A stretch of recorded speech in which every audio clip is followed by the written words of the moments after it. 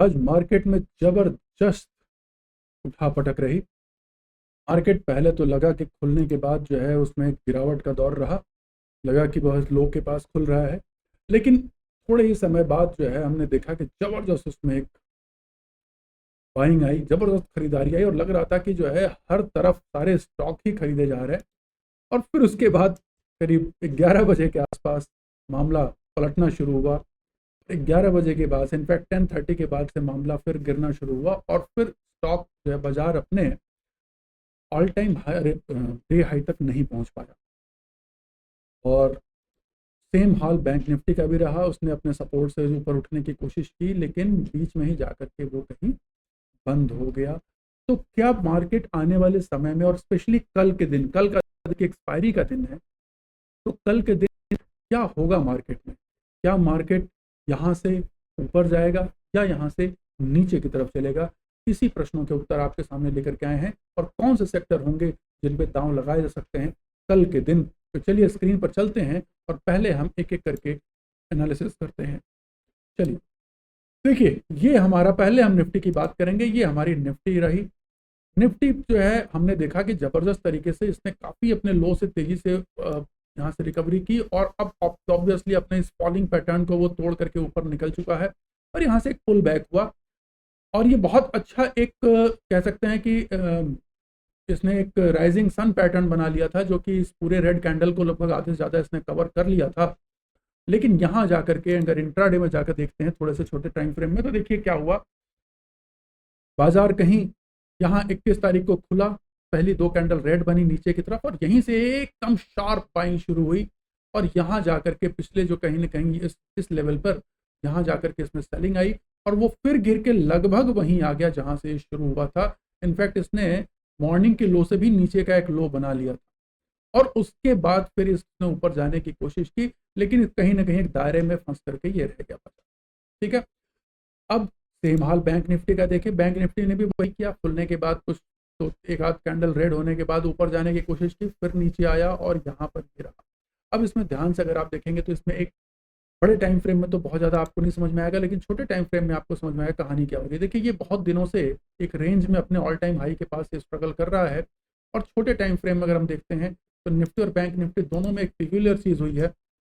हालांकि निफ्टी ने आज 24,800 के की लेवल के ऊपर क्लोज देने की कोशिश की, 24,813, लेकिन ये अपने 5 मिनट के टाइम फ्रेम पर 200 जो है 200 पीरियड मूविंग एवरेज के नीचे ही क्लोज हुआ। और सबसे बड़ी बात ये, अगर आपको ध्यान, अगर आपने हमारी वीडियो देखे हो तो ये CPR रेंज, ठीक है, ये सेंट्रल पिवट रेंज जो होती है, CPR रेंज अपने आप में बहुत बढ़िया काम करती है अगर आप इंट्राडे करते हैं तो, या स्टॉक में ट्रेडिंग करते हैं तो यहाँ पर देखिए ये इसी रेंज के अंदर ही बंद हुई है। तो अभी भी जो हमारा बायस होगा कल के लिए, वो जब तक कि ये इस लेवल को 24,900 के लेवल के ऊपर क्रॉस नहीं करता, तब तक हमारा लेवल यही रहेगा कि सेल ऑन राइज, कहीं कोई उछाल मिले और वहां से जब नीचे आने लगे तो हम इसको सेल की कोशिश करेंगे, अभी बाय की कोशिश नहीं करेंगे। चलिए निफ्टी में देखते हैं। तो निफ्टी में भी लगभग वही सिनेरियो है। देखिए, इसी CPR रेंज के अंदर ही मार्केट क्लोज हुआ और यहाँ भी 200 से नीचे ही है। तो हमारे लिए कल का दिन जो है वो बायस जो है कहीं ना कहीं सेल साइड की तरफ ही रहेगा, लॉन्ग साइड की तरफ नहीं रहेगा। टारगेट क्या हो सकते हैं? टारगेट, पहला टारगेट कहीं ना कहीं हमारा बैंक निफ्टी में 54,600, ये 54,700 का, और उसके बाद ये जो है 54,450 या 54,500 अगर कहें तो यहाँ का टारगेट हो सकता है। निफ्टी में क्या हमारे टारगेट रहेंगे? निफ्टी में पहला टारगेट हमारा सीधा सीधा 24,670 जो कि हमारा कल का डे का लो था, और उसके बाद आज भी लगभग वहीं से शुरुआत हुई, और उसके बाद अगर कहीं डीप कट आता है तो 24,500 के आसपास का एक लेवल है जहां तक मार्केट गिर सकता है। अगर ऊपर की तरफ बढ़ेगा तो अगर 24,900 के ऊपर, 930 के ऊपर निकलता है तो फिर ये अपने 25 से 100 के लिए यहाँ के लिए जा सकता है और हायर लेवल पे जा सकता है।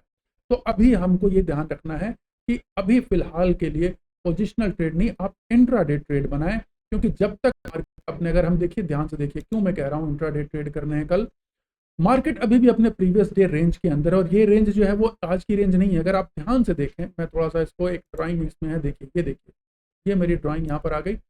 आप देखिए इस बड़ी ग्रीन कैंडल के अंदर 4 दिन से फंसा हुआ है मामला। तो ये जिस भी डायरेक्शन में ये नीचे जिधर भी तोड़ेगा ना, तो बहुत फास्ट एक मूव आएगा, पोजिशनल मूव। लेकिन जब तक ये पोजिशनल मूव नहीं आता है तब तक आप इंट्राडे ट्रेड करें निफ्टी में। और सेम सिनेरियो है बैंक निफ्टी में भी। यहाँ भी देखिए वही चीज है, ये अपने इसी रेंज के अंदर कहीं ना कहीं ये घूम रहा है। तो जब तक ये ऊपर और नीचे की रेंज टूटती नहीं है तब तक आप बेटर है कि आप इंट्राडे ट्रेड लें, इसमें न लें। आइए चले देखते हैं सेक्टर कौन कौन से हैं आपने। अच्छा, अभी जब हम बात कर रहे हैं तो उस समय थोड़ी सी और ग्लोबल पे नजर डाल दी जाए तो हमारा मिड कैप जो है वो देखिए ये पोजीशन रही, स्मॉल कैप में भी ये पोजीशन रही। ठीक है, कहीं ना कहीं बाइंग जो है हमारे लार्जर इंडेक्स में तो उतनी बाइंग स्ट्रांग नहीं रही, लेकिन अगर हम देखते हैं तो मिड कैप में अच्छी बाइंग रही, स्मॉल कैप में भी अच्छी बाइंग रही। तो जो हमारा ब्रॉडर इंडेक्स है निफ्टी 500, उसमें भी बाइंग दिखाई दे रही है। गोल्ड की अगर ध्यान करते हैं तो गोल्ड देखिए एक राइजिंग पैटर्न में जा रहा है।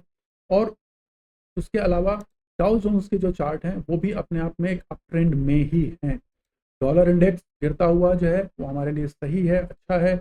यूएसडी INR काफी गिरावट के बाद कहीं ना कहीं एक रिजेक्शन शो कर रहा है, वो भी अपने आप अच्छा है।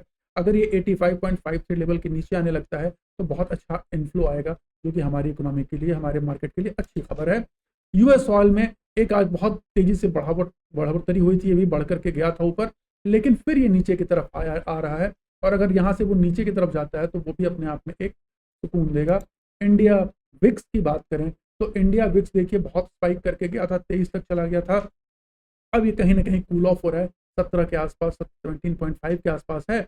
यहाँ से अगर ये यहाँ पर रिजेक्शन आके नीचे की तरफ आता है, 15 के आसपास अगर आ जाए तो मार्केट को एक बहुत जबरदस्त मूव मिलेगा। लेकिन यहाँ से देखिए धीरे धीरे ये बढ़ रहा है। ये जो बढ़ने वाला सिनेरियो है ना, इसी सिनेरियो से मुझे डाउट हो रहा है कि हो सकता है कि यहाँ से एक पुल बैक मार्केट में आए और वो नीचे की तरफ एक सेलिंग आया। तो ये हो सकता है अगर ये ऊपर बढ़े 18-20 पॉइंट की तरफ तो एक अच्छी खासी मार्केट में सेलिंग क्रिएट होगी। सेक्टर कौन कौन से अच्छे हैं आज के दिन? देखिए रियलिटी सेक्टर में जबरदस्त बाइंग रही, फार्मा में भी अच्छी बाइंग रही। जो लीडिंग सेक्टर है वो रियलिटी है, फार्मा है। PSUs में अगर आपने देखा होगा, ठीक है, उसमें public sector undertaking specially defence ने बहुत जबरदस्त लीड किया। तो आज तो डिफेंस में धमाके के धमाके हो रहे हैं। तो डिफेंस पूरे स्टॉक मार्केट में धमाका कर रहा है, उनमें बड़ी जबरदस्त बाइंग आएंगी। CPSE में भी बाइंग है, जो उसके अलावा MNCs में भी बाइंग चल रही है। ऑटो में भी थोड़ी बहुत बाइंग हुई है, बहुत ज़्यादा तो नहीं कहूँगा। IT में कहीं ना कहीं ग्रीन शूट्स दिखाई देने शुरू हो गए हैं। PSU बैंक्स में खरीदारी चल रही है। एनर्जी के सेक्टर में भी अब ग्रीन शूट दिखाई दे रहे हैं। कंजम्पशन में कहानी अभी साइडवेज ही है। मेटल के सेक्टर में एक तेज बढ़ावट के बाद आज थोड़ा सा 3 दिनों के बाद आज एक ग्रीनरी हरियाली दिखाई दी हुई है। फाइनेंशियल सर्विसेज में अभी एक साइडवेज जोन ही चल रहा है, सर्विस में भी साइडवेज जोन है, इंफ्रा में भी कहीं ना कहीं, लेकिन ट्रेंड अभी भी अप ट्रेंड बना हुआ है। आज 3 दिनों की गिरावट के बाद आज एक हरियाली दिखाई दी है। FMCG से मैं भी आपको दूर रहने की सलाह दूंगा इस सेक्टर से। कमोडिटी सेक्टर से भी अभी फिलहाल थोड़ी दूरी बनाए रखें। निफ्टी प्राइवेट बैंक और निफ्टी कंज्यूमर ड्यूरेबल, ये दोनों आज के दिन सबसे वीक रहे।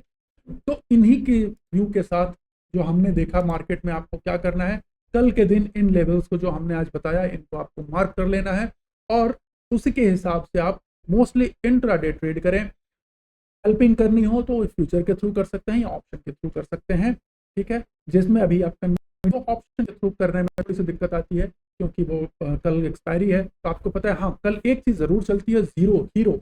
तो वो जो है, अगर आपको जीरो हीरो कॉल कोई अगर देखनी है तो वो मैं अपने टेलीग्राम में शेयर करता हूँ। मेरा टेलीग्राम आपको इसी के नीचे उसका लिंक मिल जाएगा।